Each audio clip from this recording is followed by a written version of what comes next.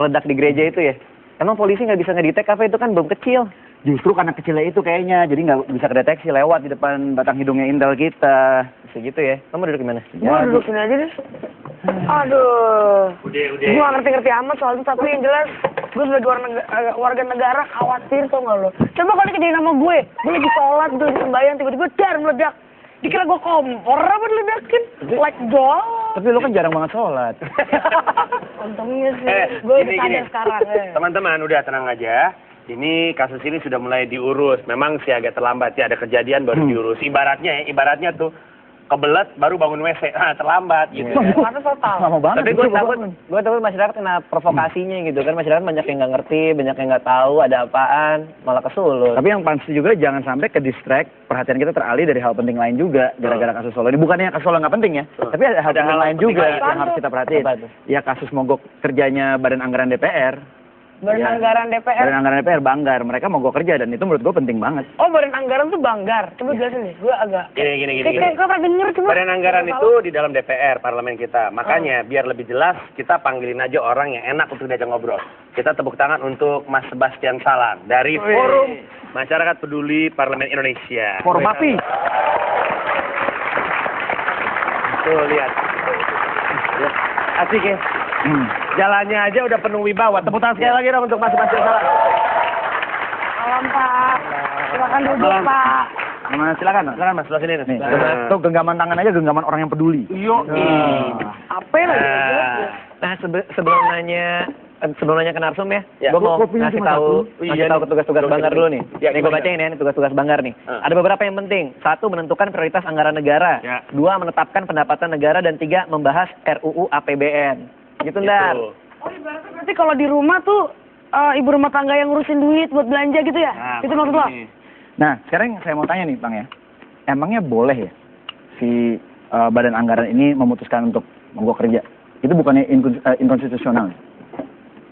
Ya, sebetulnya tidak dikenal istilah mogok ya. Nggak dikenal istilah mogok ya? Nggak dikenal dalam mekanisme kerja DPR. Dan Anda bayangkan kalau DPR-nya mogok, apa yang terjadi dengan bangsa ini? Apalagi kita bicara soal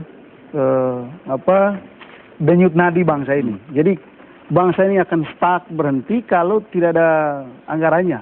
Betul. Dan persis itu yang dilakukan oleh DPR, ya terutama Banggarnya. Jadi ini merupakan sesuatu yang fatal yang dilakukan oleh DPR, karena itu tidak pernah boleh dibiarkan gitu. Nggak boleh dibiarkan? Nggak boleh dibiarkan. Lagian itu juga aneh, kesannya gimana gitu. Ada orang kerjanya ngurusin duit gitu kan. Terus ketika lagi ngurusin duit, diawasin. Yang mana sebenarnya wajar ya, orang kalau misalnya ngurusin duit kan harusnya kan ada di bawah pengawasan. Ya terus yang diawasin ngambek. Ini kayak apa ya? Kayak apa sih lo diawasin kan buat kepentingan bersama tuh malah ngambek. Seolah-olah khawatir dengan diawasin kayaknya ada kesalahannya bakal ketahuan gitu. Iya. Nah ini kita berangkat dari yang paling dasar aja. Badan Anggaran, ya kan?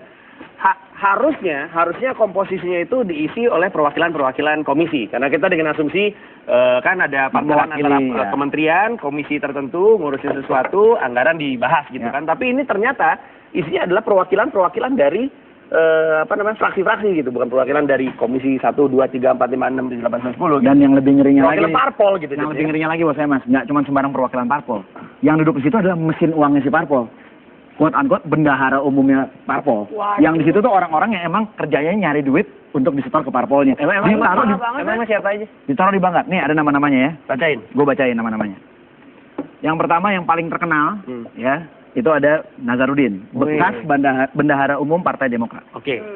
Setelah itu ada Mirwan Amir, wakil bendahara umum Partai Demokrat.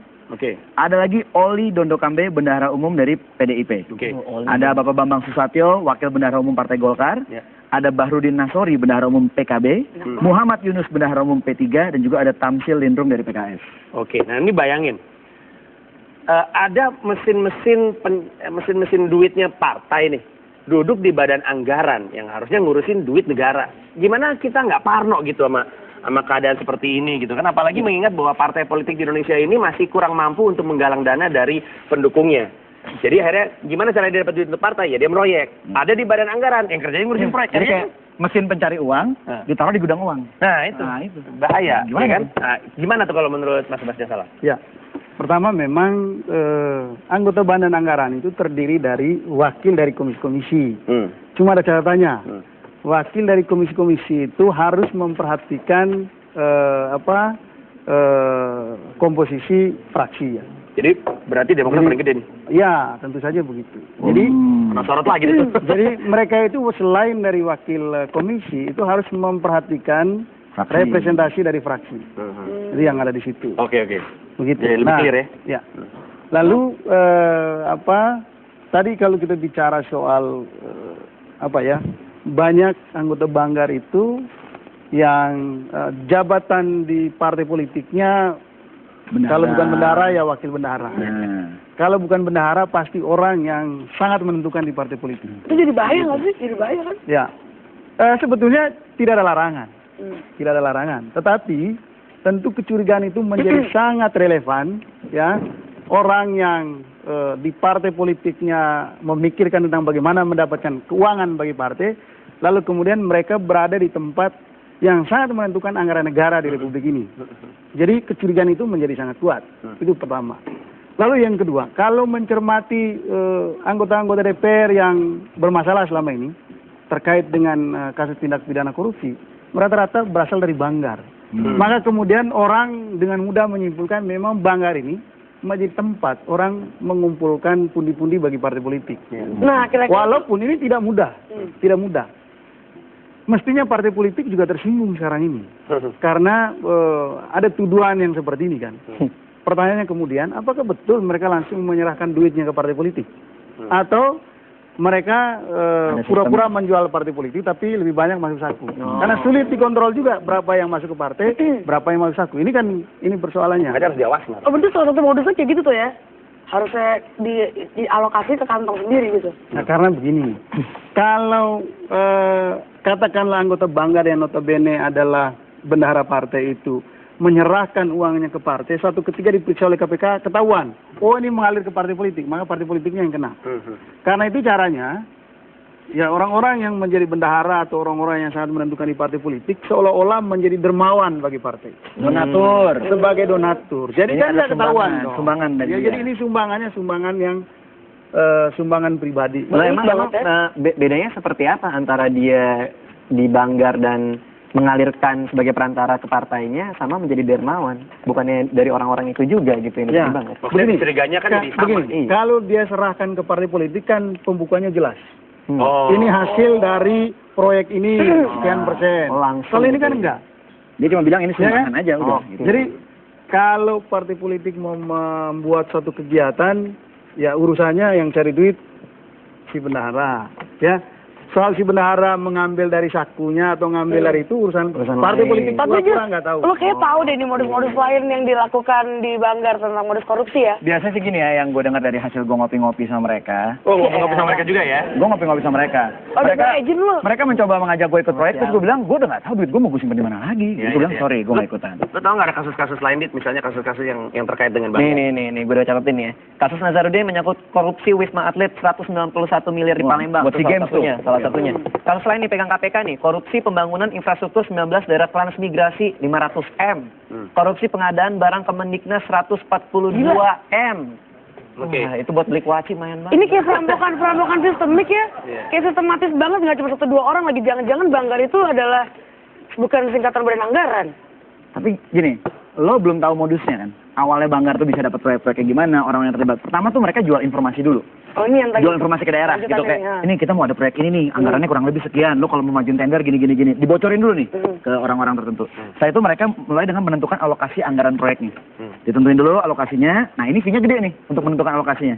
Yang ketiga baru kontraktornya dan juga dari pihak pemerintahnya harus bisa melobi si Banggar dengan baik kalau mau proyeknya bisa go. Makanya itu Itu cara kerjanya. Nazarudin itu banyak banget punya perusahaan-perusahaan fiktif ya. Itu untuk money laundering-nya mungkin ya Mas ya. Itu satu modus bagaimana ketika pemerintah sudah menyetujui anggaran, lalu kemudian DPR mengetok palu, lah tahap berikutnya kan tender. Ya. Nah, tender ini kan aturannya harus terbuka. Ya. Terus sekarang adanya Tetapi- penunjukan langsung. Enggak. Prosesnya tetap tender. Seolah-olah tender. Tapi gitu ya. semua yang ikut tender itu adalah perusahaan-perusahaan mereka gitu. Betul. Iya. Orang-orangnya dia juga. Aman jadinya duitnya. Maksudnya si Nazarudin punya perusahaan fiktif yang ada Jadi namanya ada- hampir aneh gitu. Jadi ada istilah sebetulnya ini kayak praktek cinta segitiga ya. Oh, Josi paling suka tuh. Ya, praktek Makasih. cinta segitiga antara pengusaha, pemerintah, dan DPR. DPR ini bercabang, ya, komisi, lalu kemudian badan anggaran. Jadi si pengusaha ini memasukkan agenda proyeknya itu kepada kementerian atau lembaga supaya ini dianggarkan. Ketika dianggarkan itu sudah 60% proyek itu pasti lolos.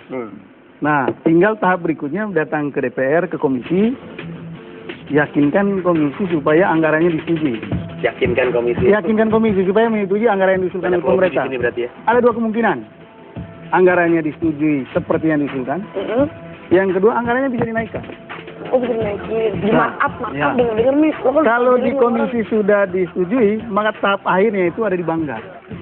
Maka proses berikutnya harus meyakinkan orang Banggar bahwa ini di komisi sudah beres nih bos. Jadi tolong kalian ketok palu lah yang terakhir. beres langsung. Gitu loh. Hanya setiap tahapan itu mulai dari pemerintah, komisi sampai di Banggar itu semua ada setorannya. Wah, Itulah ini mengapa anget banget tuh ya buat Ya, milih-milih. itulah mengapa Becek. proyek Nasaruddin itu habis sampai 25% yang dibagi-bagi gitu. Itu yang terjadi. Itu berarti bahaya banget nih kayak. Bahaya banget, jangan-jangan makanya gue bilang, jangan Banggar tuh bukan singkatan badan anggaran. Apa? Banggarong, Wih, gila. Banggarong ya? Iya, lahan panas buat ngambil duit gampang, naikin harga segala macam. Ya, nggak sih? Banggarong tuh juga. Messi ini ada apa ini? Salah, apa datang beneran? Siapa lu? Enggak lagi nyari villa. Ini manggil-manggil. Bila. Apa-apa? Pakai jet. Nama saya Bang Garong. Oh, pantesan sensi sebut Bang Garong. Ada beneran Banggarong ya? Saya dari tadi. Kita sebut-sebut lagi. Aduh. Bentar. Gue penasaran nih. Lu ngomongin siapa? Nama lu? Bang Garong. Bang Garong, lu Garong. Sama sih. Iya. Yang Garong cuma kupluk dong, masa bajunya jas begitu? Kok kayak mirip-mirip gue? Karena saya bukan garong sembarang garong. Saya ini garong konstitusional. Kantor saya di Senayan dan saya kebal undang-undang. Bang Garong.